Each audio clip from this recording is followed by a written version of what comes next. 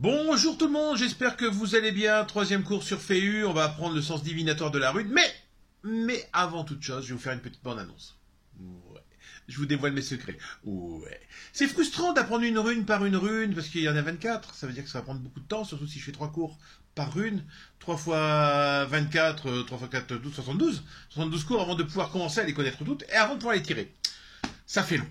Même si ça fait long. Alors, il faut du temps pour apprendre, évidemment. Alors, ce que je vais faire, c'est que le prochain cours de rune, vous verrez les 24 runes d'un coup. Et je vous donnerai leur sens premier. Bam, bam, bam, bam. Pour que vous puissiez commencer à travailler un petit peu par vous-même.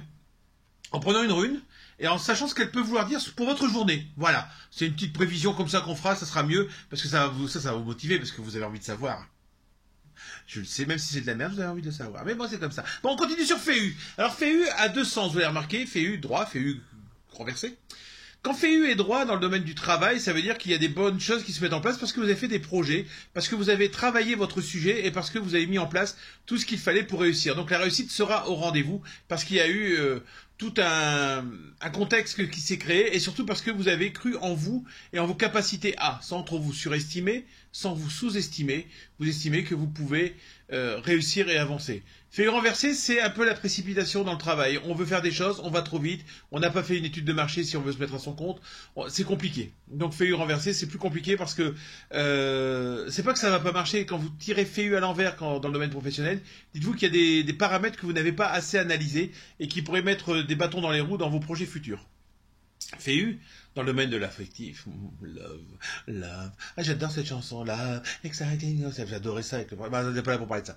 Donc, FEU, dans le domaine affectif, c'est de la réussite. Alors, de la réussite, lorsque vous êtes en rencontre, ça permet de mettre toutes les chances de votre côté pour prendre le temps et sentir les bons moments, les bonnes vibrations. Si vous êtes en couple, ça veut dire que vous faites tout pour que ce couple fonctionne et surtout que vous savez garder votre identité. L'important dans FEU, c'est surtout ce gain d'identité. Je ne change pas pour plaire à l'autre parce que l'autre, quand il m'a connu, j'étais comme ça. Je lui ai plu comme ça.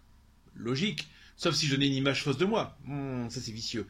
Donc, quand je vais prendre FEU dans le bon sens, c'est que moi j'existe avec mon identité et c'est ce qui va plaire à l'autre et je continue à avancer et surtout à respecter l'autre. FEU renversé, c'est justement ce que je viens d'évoquer un petit peu. C'est quand on a donné une image de soi et qu'au quotidien on donne une autre image de soi. C'est pas bon. Donc FEU renversé dans le domaine de l'affectif, c'est plus compliqué parce que ça veut dire qu'il faut être sincère et souvent ça dénote d'un manque de sincérité justement.